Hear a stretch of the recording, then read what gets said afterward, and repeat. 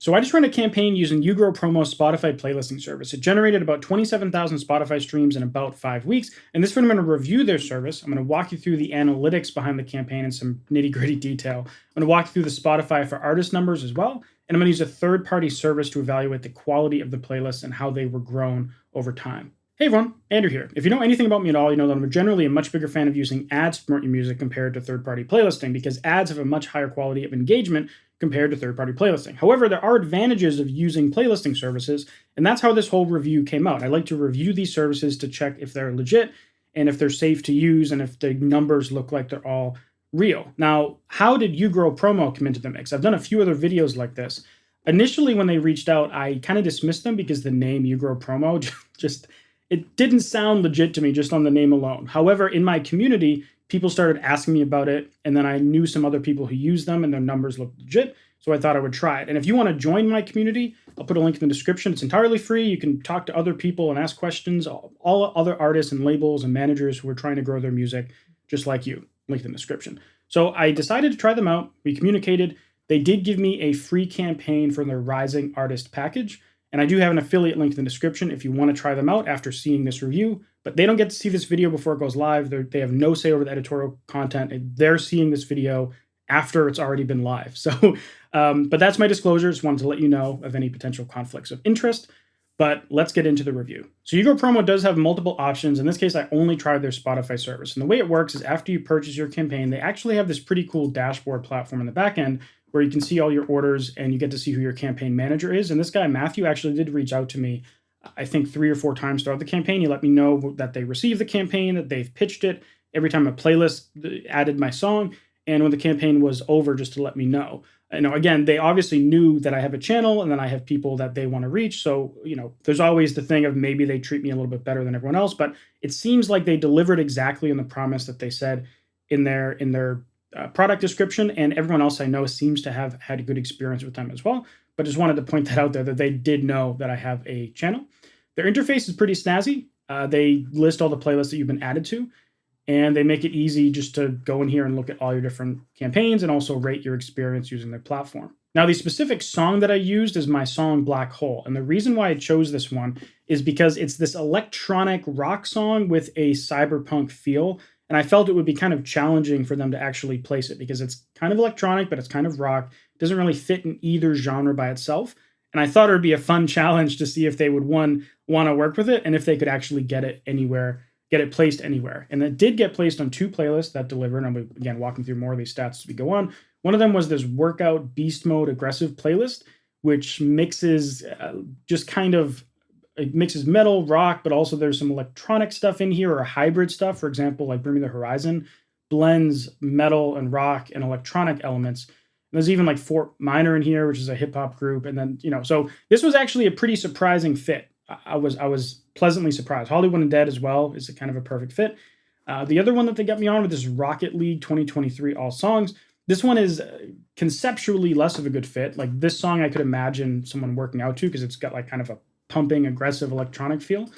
The Rocket League one felt a little less accurate. However, a lot of the music in here is that kind of cyberpunk, synthwave-esque elements. There's a little bit of rock stuff in there too. So I was actually very pleasantly surprised by these specific 2 playlists that they added me to. All right, so let's look at the nitty-gritty detail of the stats from this campaign. This is my spreadsheet where I calculated everything. And if you want to get this and also my other one from Indie Music Academy, I'm going to be adding these to my community. So join that community link below. I'm going to be adding every time I review a service. I'm going to make this spreadsheet. And I'm going to add it to a special area in the community in the very near future. So another reason to join my free community. But what I did is I graphed the followers. I graphed the streams from each playlist. I added the listeners from each playlist.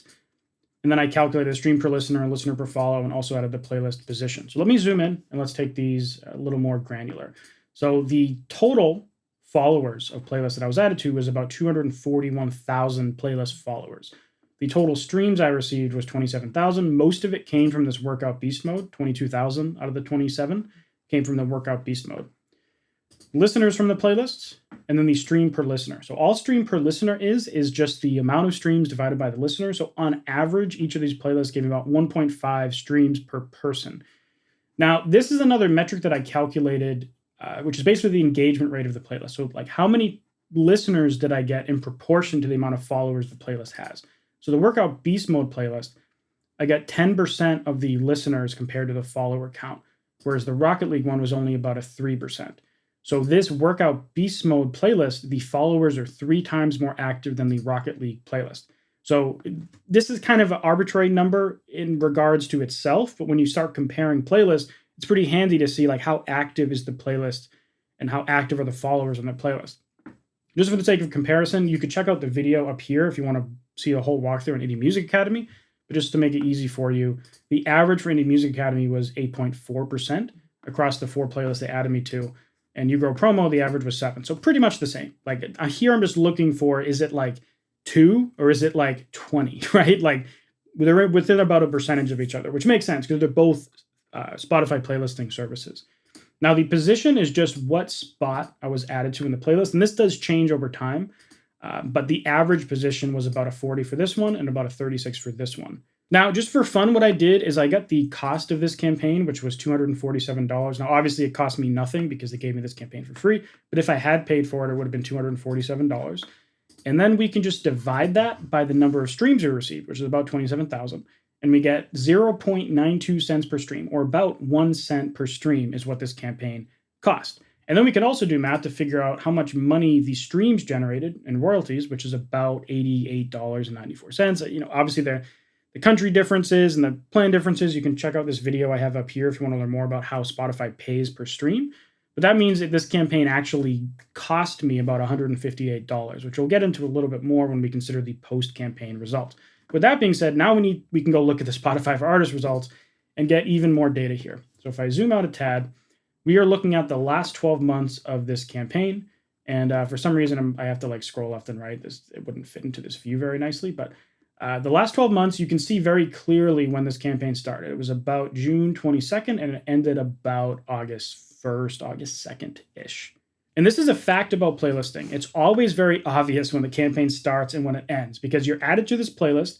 And playlisting is a very passive listening experience. People listen to this playlist, maybe they just listen to it regularly, or maybe they randomly find it, and they're never really listening to you. They're coming to listen to this playlist, and they might never actually look at their phone to see what song is playing. Some people will, but a lot of them won't, because they're listening to the workout playlist or listening to the Rocket League playlist.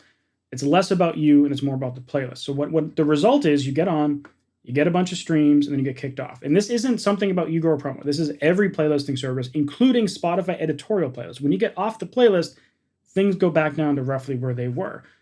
Now, another thing about playlisting is that the save rate is often very low. The save rate from Facebook ads is usually greater than 50%, and the save rate from a playlist campaign is usually about 5%. So we do see a little bit boost in saves during the campaign, but it's a drop in the bucket compared to the amount of listeners and streams on the song. Now, playlist ads actually do go up quite a bit more compared to saves, and I've never actually figured out why that is. But every playlisting service I've tried, the saves are practically zero. The playlist ads are pretty decent. So if anyone has a good explanation for that, let me know in the comments. Now, one particularly interesting thing about these playlists is you'll notice that they get this little humpy pattern going on throughout.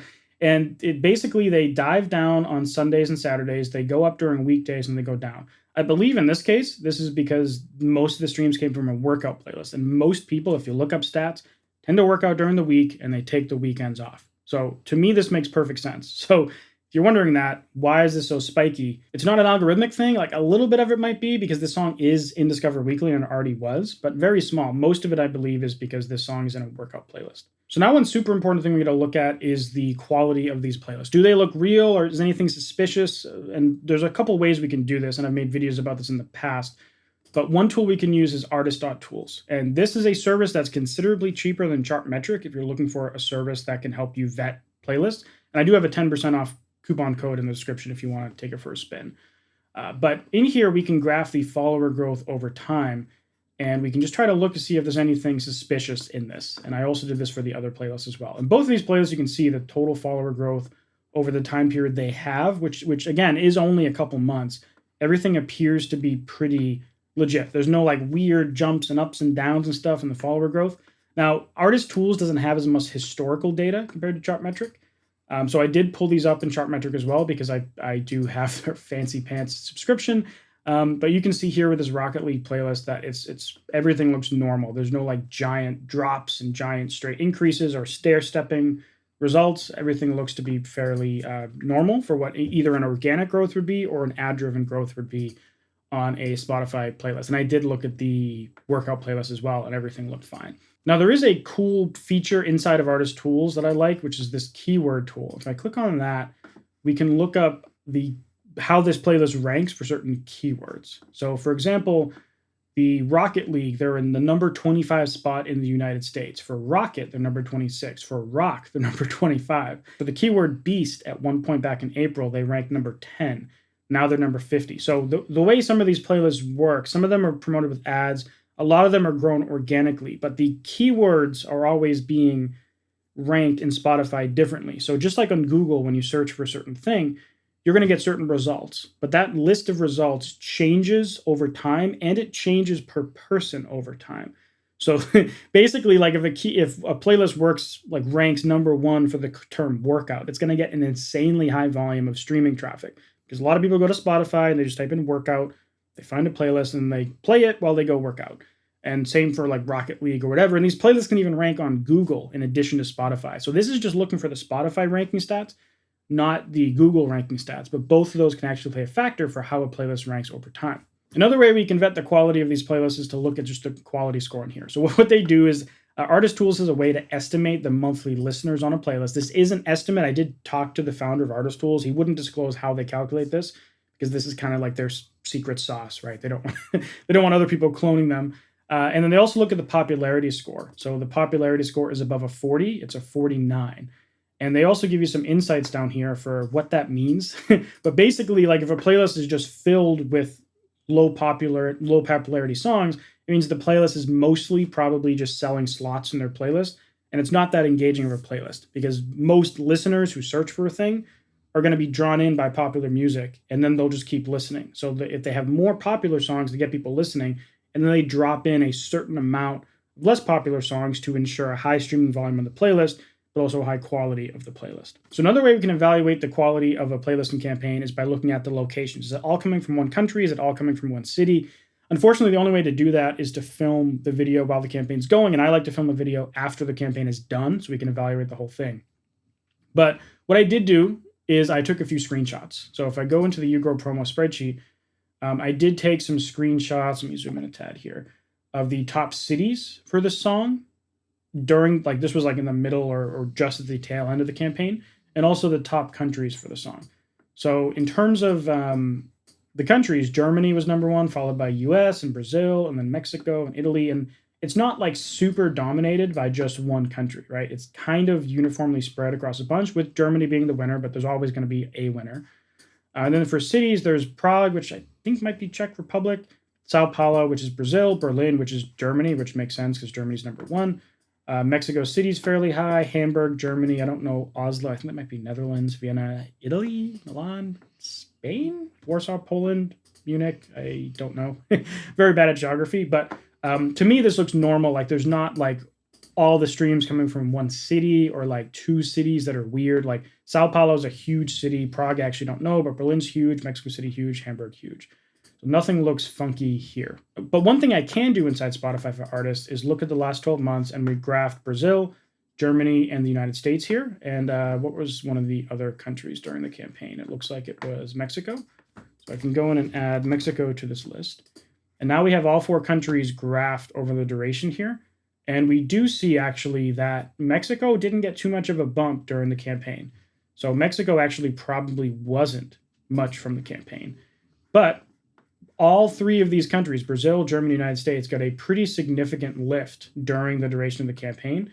And I did check some other countries from that list before, and I was able to see that like it wasn't just these three. There was like a bunch of other countries that got a lift. Mexico seems to be the one that's getting just some like recurring listeners from the song from when I ran an ad campaign on it whenever it came out about a little over a year ago. So after going through all this data, I want to give you my overall opinion about YouGrow Promo and if you should use it and how I feel about it. But first, I want to talk about when you should use playlisting, why you should use playlisting. In my opinion, if you have, let's say you have $1,000 to promote your song, you should not go and just dump that all into Spotify playlisting. In my opinion, Spotify playlisting should make up no more than 10 to 15% of your monthly streams on a given song. So for example, if you have $1,000, I'd probably put it all into Facebook ads or Meta ads in particular, or maybe like 85% of it into ads. And then once your song starts getting algorithmic exposure, Discover Weekly, radio, Release Radar, Daily Mix, etc., then drop it onto some playlists so that you're just bumping up the streams by like 10 to 15%. And the reason is the playlisting engagement is just so much less than ads. So if all of your streams are from playlists, your save rate's awful. Your playlist ad rate is awful. The follow rate from playlisting is awful. Again, this is not YouGrow Promo's fault. This is just playlisting. YouGrow Promo, in my opinion, everything seems legit. Their platform is pretty nice with the dashboard behind the scenes. The price is actually pretty great compared to Indie Music Academy. It's about half the price of Indie Music Academy per stream.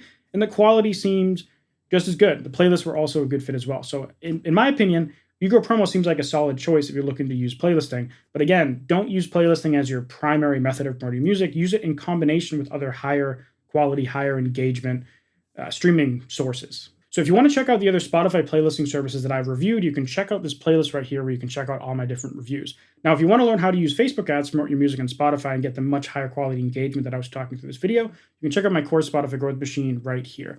Anyways, thank you very much for watching, and I'll see you in the next video.